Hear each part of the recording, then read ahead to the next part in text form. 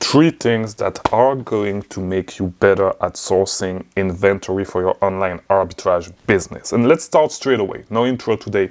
First one, when you discover a new brand, do a couple of things, all right? First of all, check the brand on the Keepa product finder. If they do not have too many products, it's a good way to get some knowledge of the brands, what products sell fast, what products do not sell that fast, and start looking them up one by one, at least the fast selling product, right?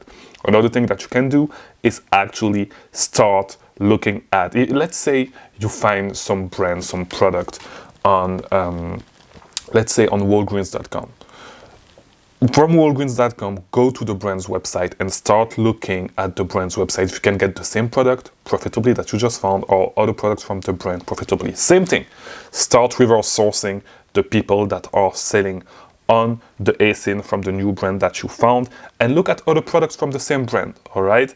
And yeah, if you do those 3 things, it's going to open a lot of opportunity, and do it every single time you find a new brand, you discover a new brand. You're going to find a lot of products. If one product from one brand is profitable, there's probably other products from the same brand that are profitable as well, right? So do those 3 things. Look at the Keepa product finder, do some reverse sourcing, and look at the brand's website. You're going to find more opportunities. Number 2, if you have a really good ASIN, right? If you have a really good ASIN that you are sourcing from one place, and let's take Walgreens as an example once again. You have a really good ASIN that you get on Walgreens. Do not only look on Walgreens, all right? Look at your best ASINs and try to find them on other websites so you can get an idea of where it actually sells. And when there's a sale on a specific website, you can potentially replenish even if your product is not profitable, it is not on sale and profitable at the time at your main supplier, all right? It's going to open more opportunities and more opportunities to bring your costs down. You never know. What you can do as well is, if it's a really good ASIN, you can use a software that is called the Visual Ping, all right? VISUALPING. What you can do is set that software on the pages, on all the suppliers that you found. And it's a costly software, all right? But it's not that expensive if you actually are running at a certain scale, right? Because it's gonna help you a lot. Find all the places where you can find that product online, set up Visual Ping on all those places. So whenever the price change, whenever the product goes on sale, if it's not a site-wide sale, whenever there's a change on the page, Visual Ping is going to ping you and tell you that something changed on the page. Maybe you want to look at what actually changed because maybe the product is on sale. All right, you can do the same thing with products that are often out of stock, but this is a whole other story, right? So what you want to do is do this, set up Visual Ping, potentially if you are actually running at a certain scale. So whenever the product goes on sale on any website that it is, you already have a map of all the places where you can find this product. And you know, same thing, you want to, for all those new websites that you're going to find, you want to sign up for their email newsletter and for the text message newsletter. So whenever they have a coupon, you can use it and stack it up potentially with a sale. You never know, all right? So do those things, and also if it's a really good ASIN, look if you can potentially open wholesale account with distributor, because it's going to be one more way to actually source the product, all right? And so it may be what kickstarts your wholesale journey, and especially if it's a really good ASIN, so you do not have to take that leap of faith when you actually start selling an ASIN, because you already know the ASIN, so right? So in my opinion, this is the best way to actually dive into wholesale.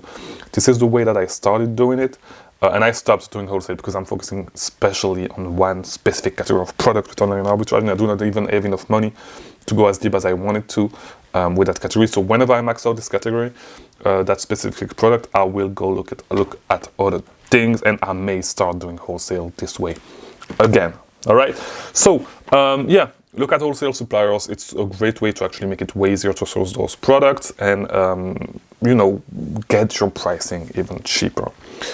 Before we go further, I did not make any intro in this video, but you're going to find 3 things in the description, all right?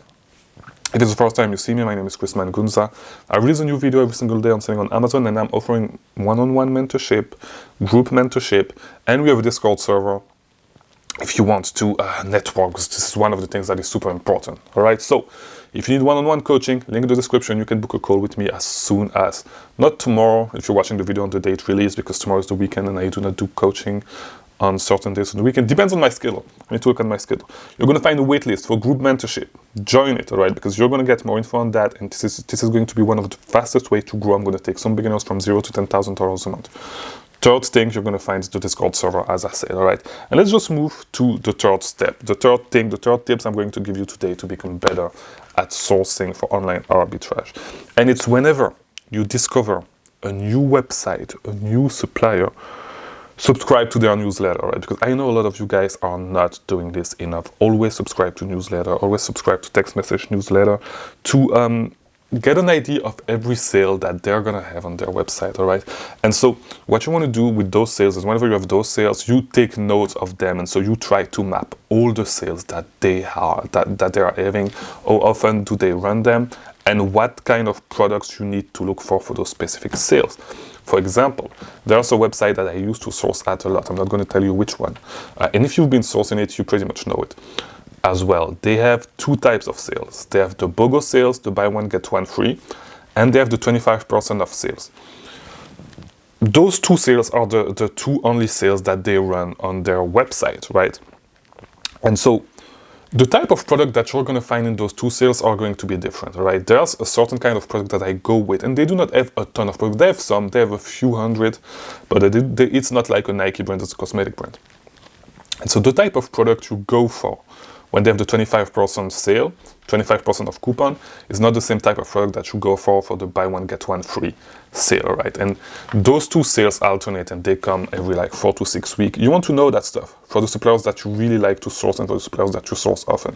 If you know this stuff, it's going to make your sourcing way more efficient, and you are going to know when you need to stack up on some money because you are going to have a sale that's coming soon, all right? So if you can start drawing some lines in between those things and finding patterns, it's going to make you so much better at sourcing, all right? Because you're going to be able to plan it's going to be way better for you because you're going to be able to plan way more effectively. This is the word I was looking for. And it's just going to help you make some more money, because why would you actually start spending money on stuff that you don't know if you actually know this stuff and you know how much you should buy, you know whenever the sale is coming, because you've done your homework, all right? What I want to tell you with this video is that you need to do your homework with the new brands that you find, with the new suppliers, with the new ASINs, to try to even make it better, all right? This is what I'm trying to say with this video. So I hope this video was helpful. If it was, leave a like to all that stuff. Watch these videos on the screen if you want to keep learning about selling on Amazon, and I'll see you tomorrow because I release a new video every single day. Thank you for watching.